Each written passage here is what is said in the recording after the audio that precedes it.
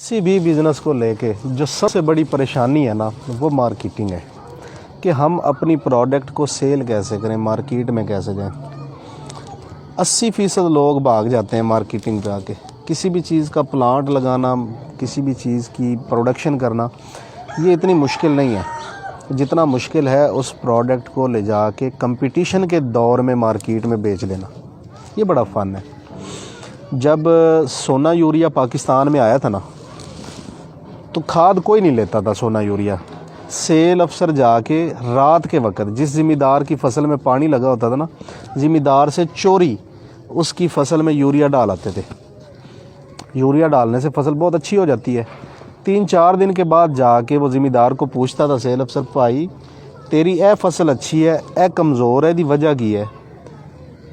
तो वो कहता था पता नहीं यार, पानी तो मैंने दोनों को एक ही दिन लगाया। तो वो बताते थे कि इस फसल में मैंने यूरिया डाला है आपसे चोरी, और इसमें नहीं डाला। इस तरीके से यूरिया की सेल शुरू हुई थी। बात समझ में? आज 1 करोड़ रुपया लेके जाए ना, तो यूरिया की एजेंसी नहीं मिलती हमें। यानी ये आसान काम नहीं है, ये मुश्किल काम है। लेकिन ये इतना मुश्किल नहीं कि इसको नामुमकिन बना दिया जाए। जब कोका कोला पाकिस्तान में आई थी तो इसकी पहले साल में 25 बोतलें बिकी थी। आज कोका कोला की एजेंसी ले सकता है आम बंदा? नहीं ले सकता, मुश्किल है, लेकिन नामुमकिन नहीं है। ऐसे ही है। चेरी ब्लॉसम का नाम तो सुना होगा आपने? क्रीम नहीं, क्रीम नहीं, पॉलिश। जब चेरी ब्लॉसम मार्केट में आई तो कोई भी ख़रीदार नहीं था। तो जिस बंदे ने चेरी ब्लॉसम बनाई थी उसने मुलाजम रखे जो दुकानों पे जाके पूछते थे, भाई चेरी ब्लॉसम है? वो कहते थे नहीं। वो कहते थे अगर तेरे पास चेरी ब्लॉसम नहीं है तो तेरे पास है क्या?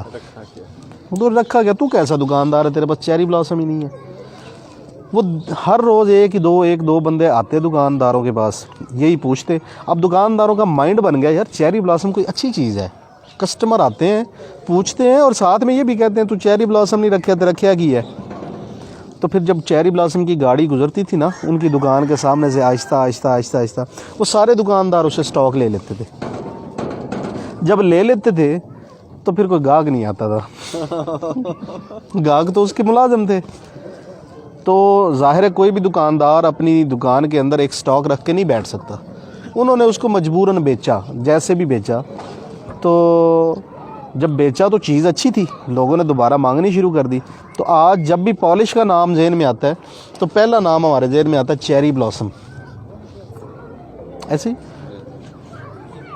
शुरुआत हमेशा मुश्किल होती है, लेकिन कहीं ना कहीं से कभी ना कभी करनी पड़ती है। नया बंदा जब भी प्रोडक्ट मार्केट में लेके जाता है ना, उसके जहन में बड़े ना सुहाने ख्वाब सजाए होते हैं उसने, वो टूट जाते हैं कि मैंने जनाब ये चीज़ बना ली, अब मैं इसको बेचूंगा, अब मैं लखपति हो जाऊंगा, फिर मैं करोड़पति, और फिर मैं अरबपति हो जाऊंगा। होते हैं, ये नहीं कि होते नहीं, लेकिन यार एक प्रोसेस का नाम है ना। अब मैं मिसाल के तौर पे मैंने ये कप बना लिया है और मैं जाता हूँ दुकानदार के पास कि भाई मेरा कप रख लो। दुकानदार पूछेगा भाई तेरा नाम की है, तू कित्थों आया है? ना वो मुझे जानता है, ना वो मेरी प्रोडक्ट को जानता है। वो हमारे से प्रोडक्ट ले लेगा? नहीं लेगा ना। लेकिन अगले हफ्ते सेम डे हम फिर जाते हैं, अस्सलाम वालेकुम जी, मेरा नाम शाहिद है और ये मैं कप बेचता हूँ। तो उसको याद आ जाएगा, यार ये बंदा तो पिछले हफ्ते भी आया था। बात समझ नहीं मेरी? पहले वो हमें जानता ही नहीं था, उसके पास रोज़ाना बंदे आते हैं, वो भूल जाता है। जब आप सेम डे अगले हफ्ते उसके पास जाते हैं तो अब आपने उसको याद करवा दिया कि मेरा नाम क्या है और मैं क्या काम करता हूँ। प्रोडक्ट उसने आपसे फिर भी नहीं लेनी, लेकिन आपने याद करवा दिया।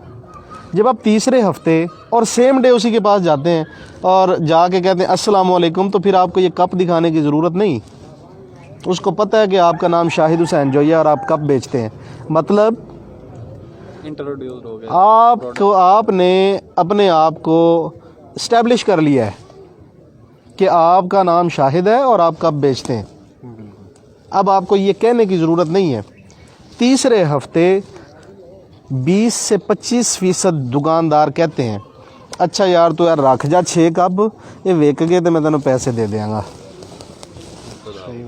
मतलब आप दुकान में घुस गए हैं, आपने अपनी जगह बना ली है, आपने बार बार जाके लोगों के जहन में लोगों के दिल में या दुकान में जगह बना ली है। इसको कहते हैं again and again, again and again, बार बार जाएं, बार बार जाएं। जब आप चौथे हफ्ते जाएंगे तो जाके क्या कहेंगे? पैसे ही मांगेंगे ना जी। कप दे गया था जी आपको पिछले हफ्ते, वो जो बिक गए उनके पैसे दे दें, जितने बिक गए पैसे ले लिए और रख दिए। ये क्यों हुआ? क्यों आपने पहले पैसे ले लिए, पहली सेल उठा ली उस दुकानदार से?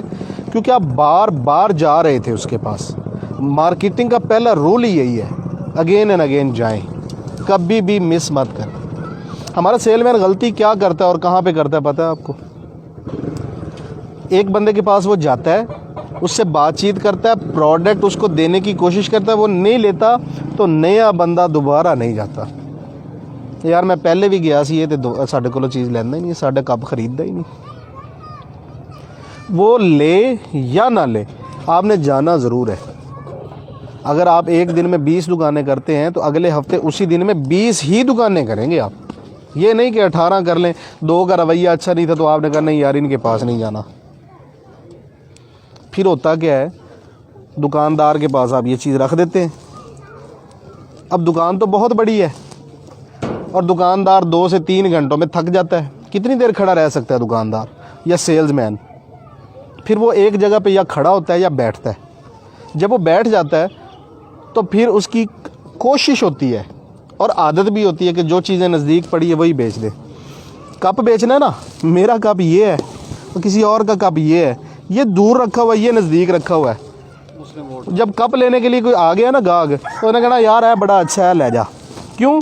ये तो ऐसे उठा के ऐसे देना ना है, ये उसको उठाने के लिए ना ऐसे होना पड़ता है। ये वो चीज़ ज़्यादा बिकती है जो उसके नज़दीक पड़ी है, उसकी दस्तरस में है, उसकी छतर छाया में पड़ी है, उसके बाजुओं के नीचे पड़ी हुई है। ये चीज़ ज़्यादा बिकेगी। इसको कहते हैं एक्सेसिबिलिटी, कि दुकानदार की एक्सेस में पड़ी हुई है कोई चीज़।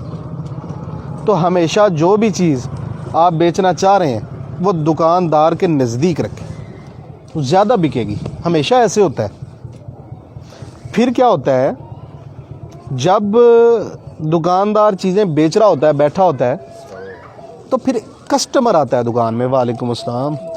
कस्टमर जब दुकान में आता है तो कस्टमर यहाँ देख रहा होता है। इसको कहते हैं आई कॉन्टैक्ट लेवल।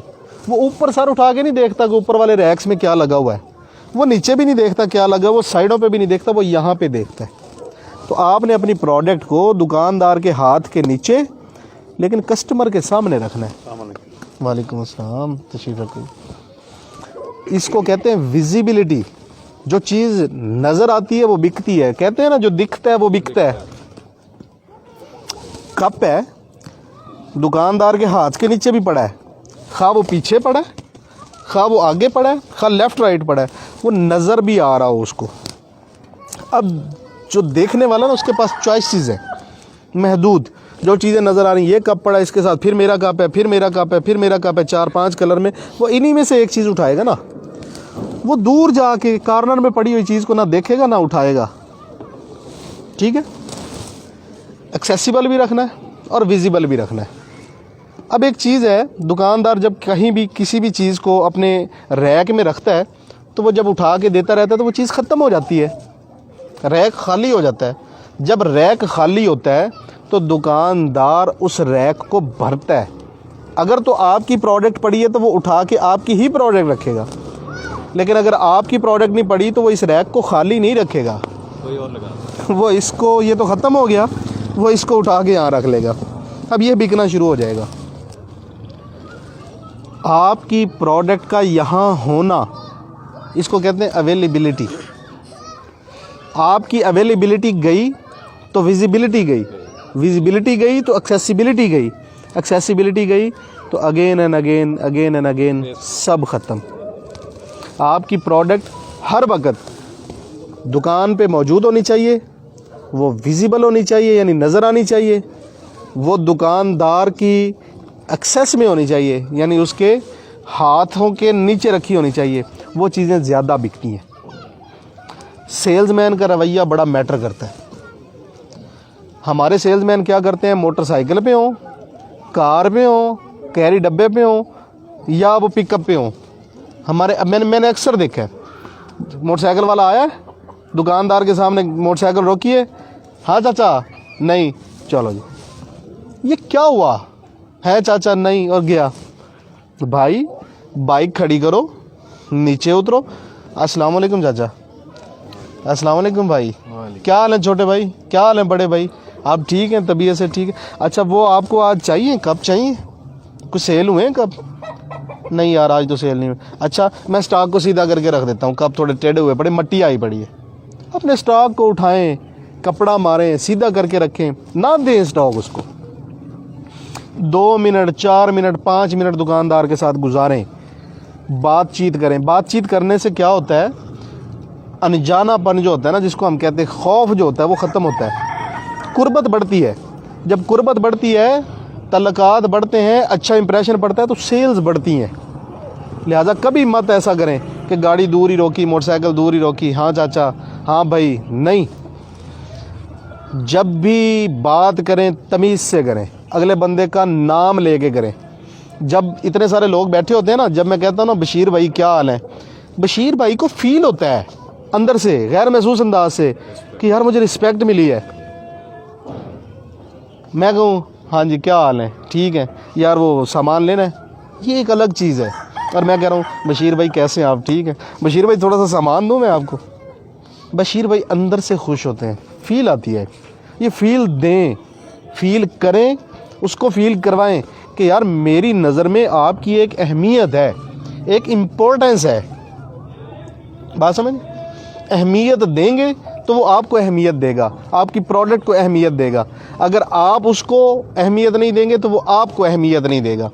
लिहाजा इन चीज़ों का आपने ख़ास ख्याल रखना है बेटे। दुकानदार हमेशा किसी ना किसी परेशानी का शिकार होता है, उसको कोई ना कोई प्रॉब्लम होता है।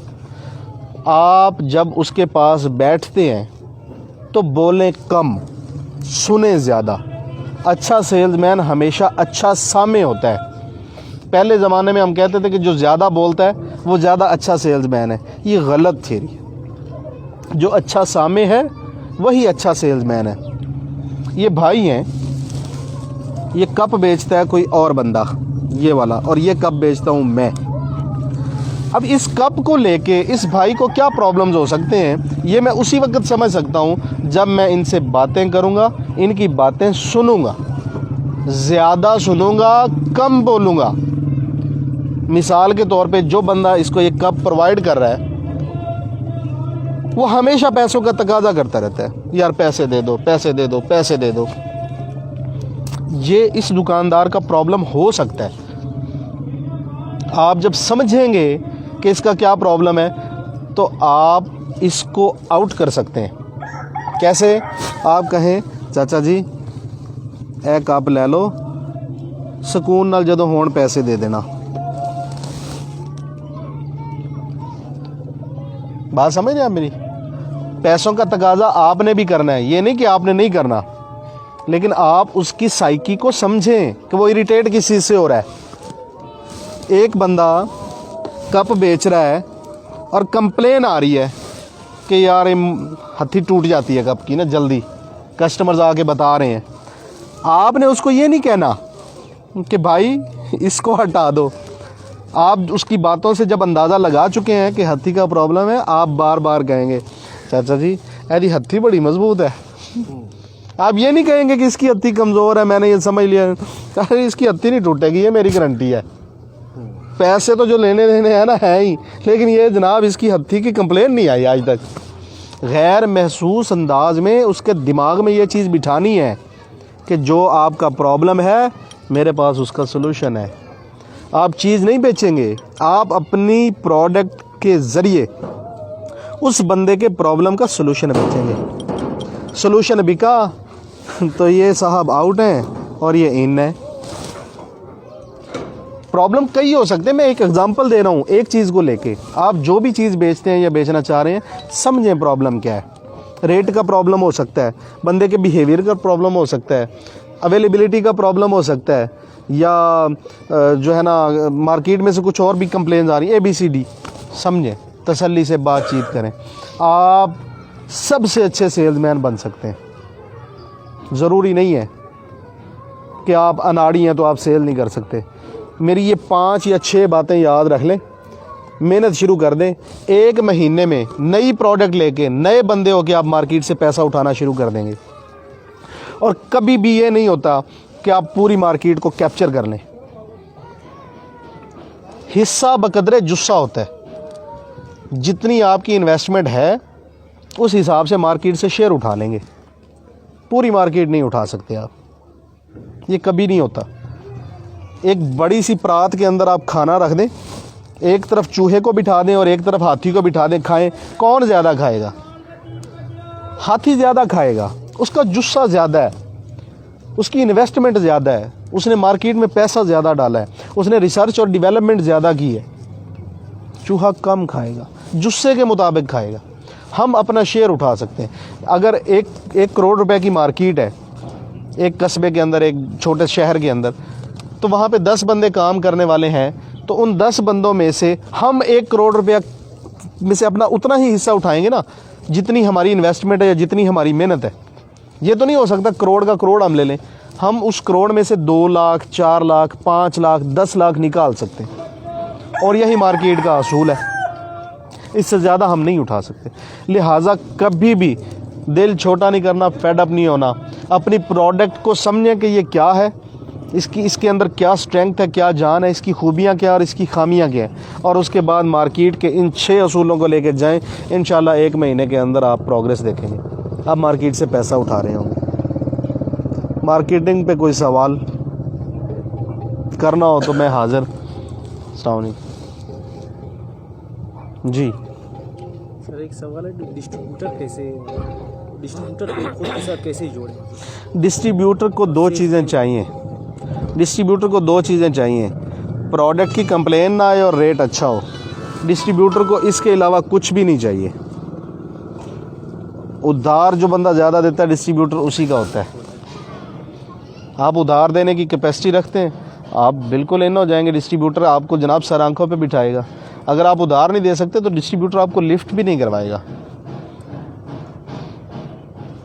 सिंपल, इसमें कोई वो लंबी चौड़ी तमहीद ही नहीं है।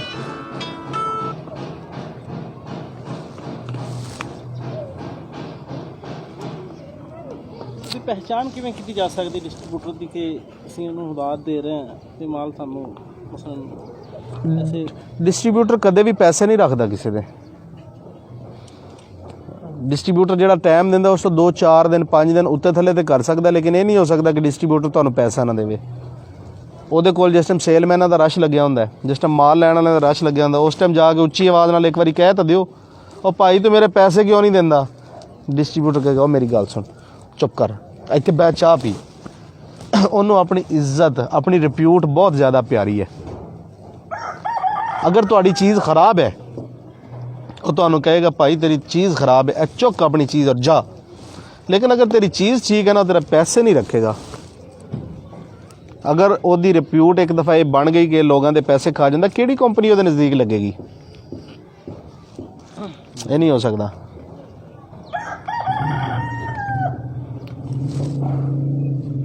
ਤੁਹਾਡਾ कोई सवाल? चुप कर गए हो, मेहरबानी। एक इंट्रो दे दें जी। Thank you so much sir. जी सर, थैंक यू जी। सवाल जवाब मेरा ख्याल कंप्लीट हो गए हैं। मार्केटिंग का टॉपिक क्लोज़ करते हैं, बाकी चीज़ें स्टार्ट करते हैं।